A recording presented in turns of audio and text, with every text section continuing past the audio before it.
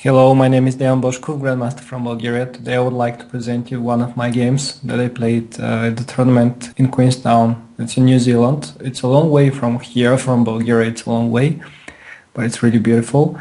My opponent lives nearby in the neighborhood. His name is Max Illingworth. He's from Australia and he's one of the best young players of Australia. He's an IM and this summer he made a GM norm, his first GM norm, but I'm pretty sure that he's going to become a GM in the near future. Some people even call him the Australian Ivanchuk because he's playing a lot of openings.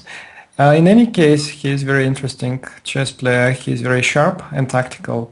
I'm playing white and Max opted for the French defense. Not a big surprise he plays this. But, well, okay, it was a bit difficult for me to prepare against him because he's playing practically everything. Anyways, for this game I decided to develop the knight on d2. He played knight f6, e5, knight d7, and I chose a relatively rare line. After f4, c5 and knight f3, knight c6, I played the move knight b3.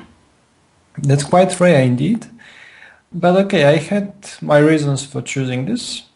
I never really tried it. So I wanted to give it a try, first of all, and secondly, the position that arises is quite close, so it will be very difficult for Max to show his tactical skill. Well, it turns out that the game is going to be a bit more tactical than I was hoping for, but anyways, you're about to see it. Now Black has a lot of a choice. He can take on d4, for example, and afterwards develop rapidly, say knight d4, and bishop c5.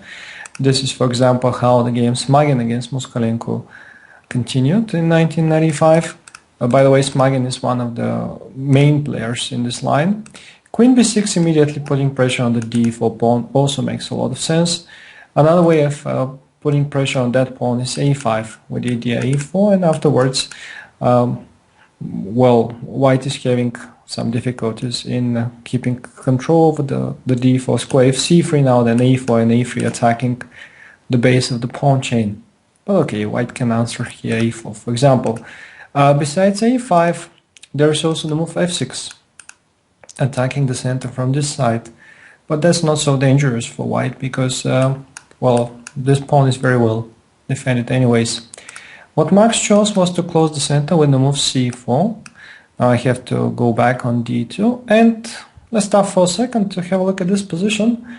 White has lost a couple of tempos, knight b3 and then back on d2, but this is possible, this is playable because now the center is solid. There is no direct danger against the center. It's quite okay, which means that white can start slowly but surely to build his attack on the king's flank. Yes, usually the game for white is on the king's flank because this pawn chain is in his favor.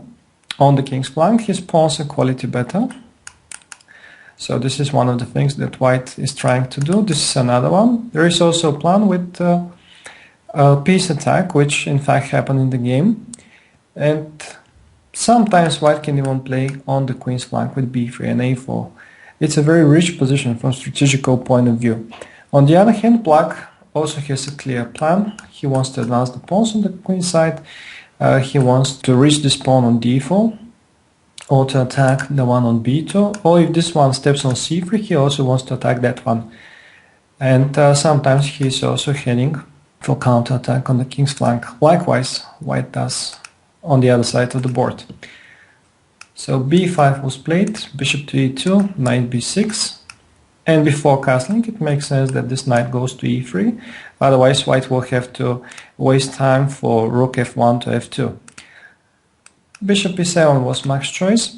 Well, there is also a move bishop d7 and bishop e7 later on. This can be a transposition. What I want to say is that Black is usually castling long in this position once that he closes the center. See here, short castling queen c7 and afterwards long castling, like Volkov did as Black against Malakhov in Panormo 2001. But there is nothing wrong with bishop e7, of course. Afterwards, he can still play bishop d7 and castle. Knight e3. There is also a move c3 in this position, but knight e3 is a normal one. And now Max came out with a novelty, the move h5, which intends to stop my play on the king's flank, and I think it's quite a good novelty. I castled, and now he played g6. And the other move here in this situation is bishop d7, like I told you, followed by queen c7 and long castling. In that case, I can play still queen e1 and still attack on the king's flank. Even without the king staying on the king's flank, it's still quite an effective attack, as you're about to see afterwards. Okay, g6 is very solid and is stopping any ideas of direct attack. And I proceeded with the move queen e1. I believe that this is the area where I need to play. Although sometimes, like I told you, white can also go to attack on the queen's flank. In this particular situation, I was considering the move b3, but I didn't like the line a6. And on a4, black just plays bishop b7. And I think that I'm just helping him in this case. If I take on b5, he takes back. I can take on a8. He takes back with the queen. And once that I take on c4, he can take back with the d pawn, thus opening the bishop and opening the queen on the long diagonal. And that's not something that I want to do. I want to have this flank closed, and I want to build my play on the other side of the board. So I'm bringing the queen on g3. Maybe this pawn will go here. Afterwards, this bishop on d1 and on c2. I know it sounds very slow.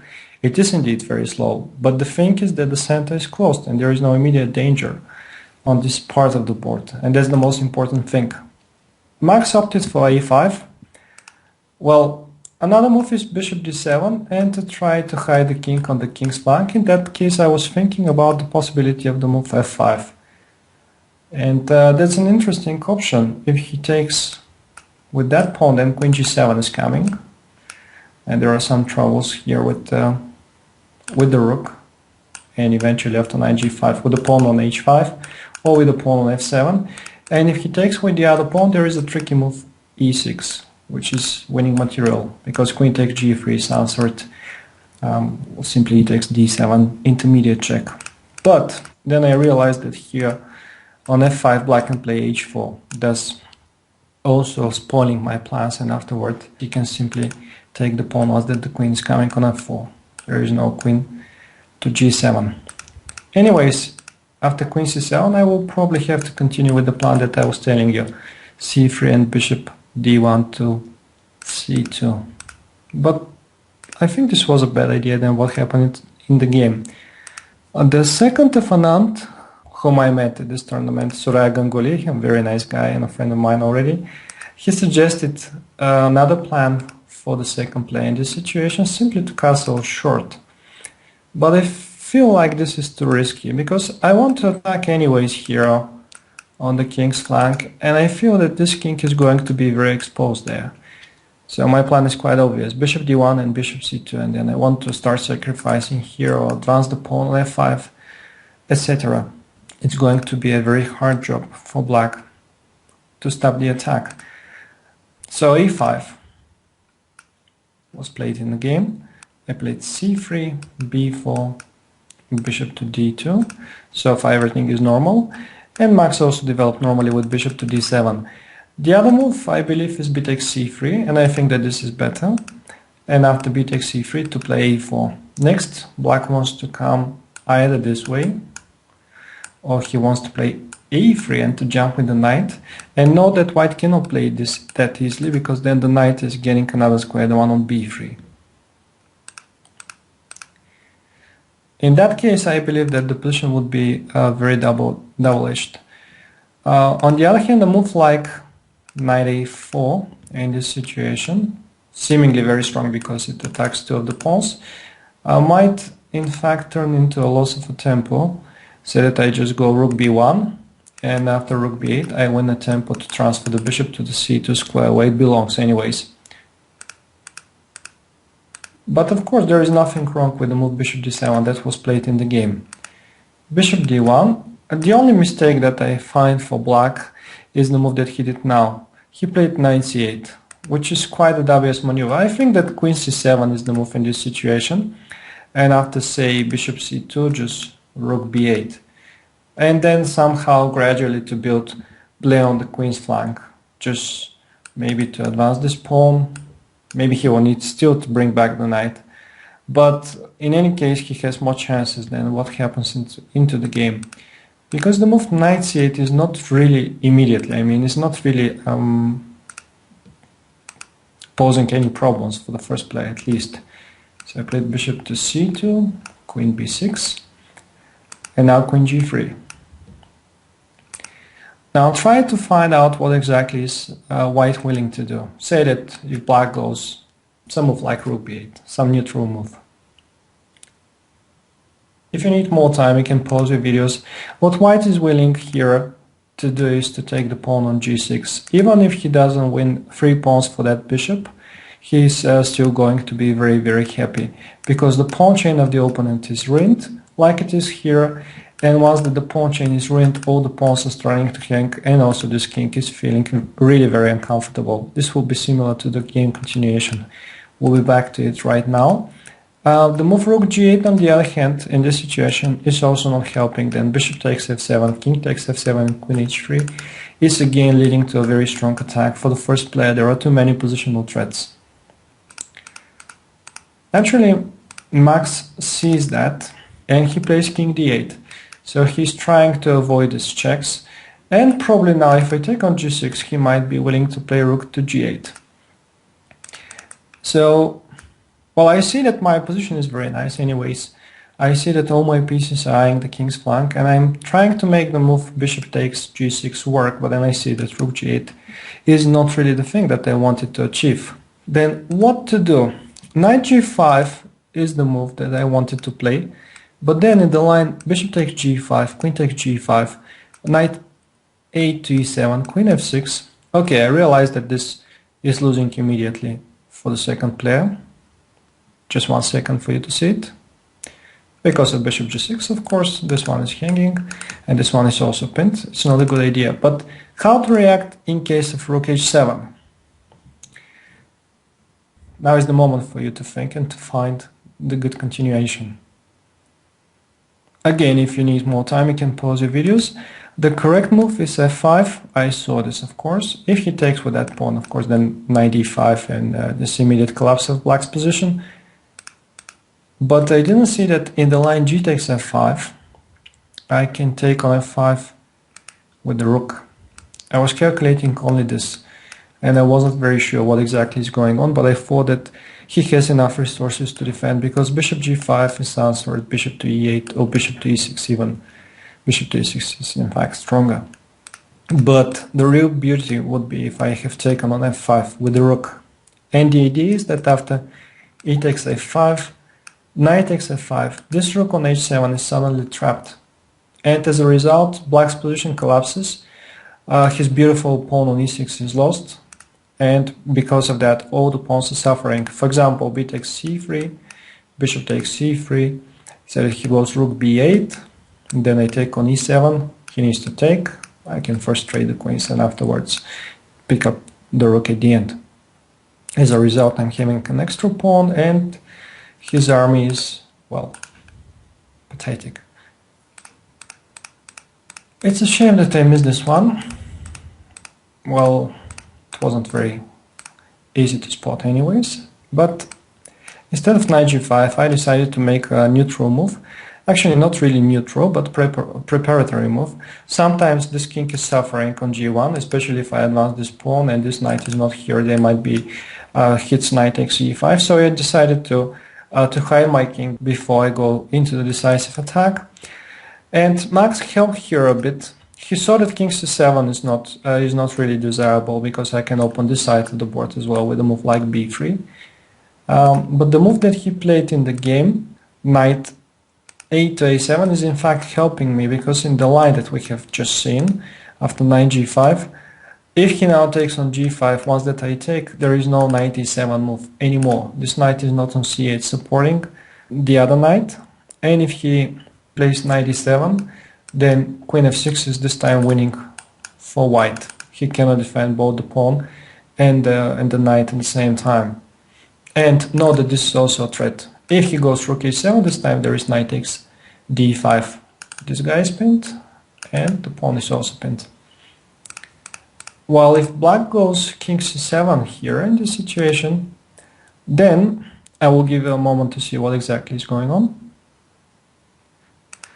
Then I still have the idea f5, and after g takes f5, I can take with the rook. Taking with the bishop is also good, but with the rook is even more straightforward because it's untouchable anyways. There is a fork on d5. So taking on g5 is not really a good idea. But how about if he goes bishop e8? Again, time for you to think and to discover the best move for the first player. If you need more time, again, you can pause your videos. Of course, this is to ruin the pawn chain at once, like it was before. Bishop takes g6 this time. It's another method, but still very effective one. White is gaining 3 pawns for the piece, which is very nice. He is not even sacrificing material. In fact, soon after he's going to win some more material after, say, queen coming to h3 or some jumps with the knights or even f5. It's really very, very difficult for the second player to deal with these 3 pawns moving forward against his king and the pieces. Bishop p8 is also not working. Then how about the move rook f8, which was played into the game? What should white do? Well, we've seen it before many times, and I'm going to repeat myself for many times again. The pawn chain is very important. That's why I decided to sacrifice the knight on f7. And maybe this is not even a sacrifice. I'm taking immediately 2 pawns, and I can always take a third one. But in this situation, what is more important is not to take the pawns, not to count them, but to make these in the center work, and also these pieces from behind work as well, to open up the position and to cause some discomfort for this king. So I played f5.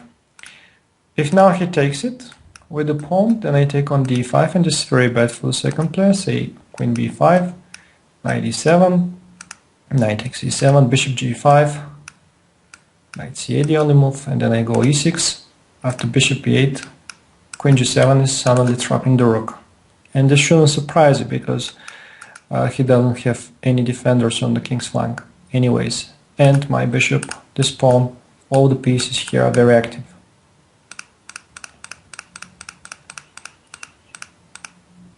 If he doesn't take on f5, in the game he took on c3 first. If he goes bishop to e8, I can grab another pawn, the one on e6, and then another one, and this is going to be too much for him.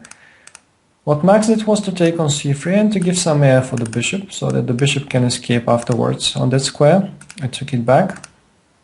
He came bishop to a3. I used the chance to include this rook into the game with the tempo. You will see why this is important in a moment. He played knight b5, and I missed an immediate win here. I played bishop a4. I tried to make use of the pin. Instead, I could have simply taken on e6, and after rook f1,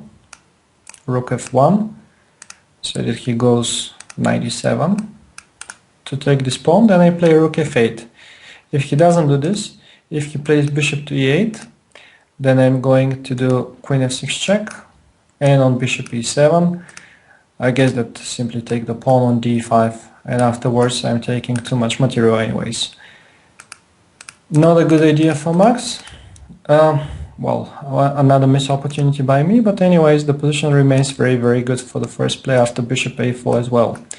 Knight to e7. Now I take another pawn because my queen is attacked anyways. I need to retreat it.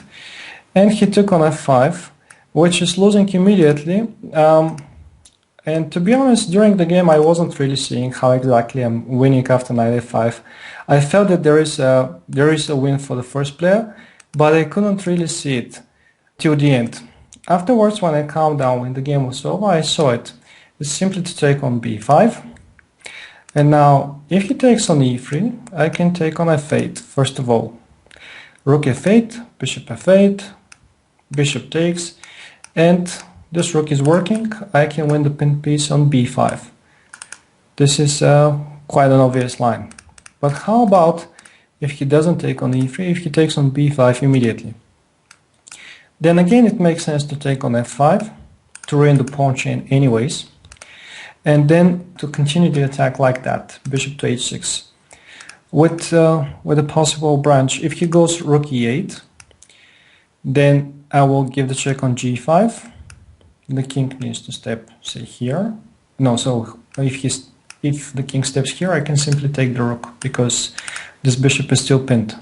So the king needs to step on d7, and in that case I continue with queen to d7 check. Queen to f7 check, sorry. Again, king cannot go back on c8, I will take the rook. And if he does bishop e7, then I take this pawn and I take the bishop anyways. That's if the king goes in that direction. If the king goes in the other direction, sorry, if the rook goes not on e8, but if the rook goes to h8 to pin my bishop, then the win is a check again on g5, forcing the king to step forward anyways on the 7th rank. Then one more check, my pieces are coming close to the king. King to c8, queen takes a5, this is a nice yummy pawn, king b8, and finally, after all these checks, my idea is simply to attack the queen and the rook at the same time. And this is important because once that he takes on f6, well, I can first take on b5, or simply take on f6 first to attack the rook and the bishop at the same time. White is going to win 4 pawns at the end of this line, so that's quite a lot for anyone to handle it. And finally, what happened in the game was that Max took on f5 with the e-pawn. But then I have already seen the immediate win here. Maybe you can see it for yourselves too. Okay, and you can pause your videos any times that you like. The win is very simple. We were attacking so far on the king's flank, but we shouldn't forget that on the other side of the board there are some pieces that might suffer. And concretely, this is the bishop on a3. After knight c2, it is trapped. Because this knight is pinned, I can always take it as well, and the bishop has no squares to go, thanks to my beautiful pawns here. The bishop is trapped, and the rest is not that difficult for the first player, so I'm taking. We take on e5. So far, white has 2 extra pawns, but the problem is not only with the pawns, the problem is that afterwards, white is going to attack with opposite colored bishops, and the king is still in the center, and the finish is quite quick. There are threads, discovered attacks, checks on e6, forks. He played queen d7. This piece is coming closer. Rook d6 is now a threat. He tried knight c6, but after queen to h6, everything is attacked. The rook, the knight, the e6 square, everything is attacked. So the last thing that Max did was king c7, but after the check, he just took the queen. He just gave up the queen and finally resigned in the situation. So what can we say about this game? Whenever you have a close center, find in which area do you want to play. And sometimes, in many cases, actually, these pawns from the pawn chain of the opponent can be more important than 1 or even 2 of your pieces, especially if you have a huge pawn mass behind them, which is ready to move. Thank you for your attention and see you soon.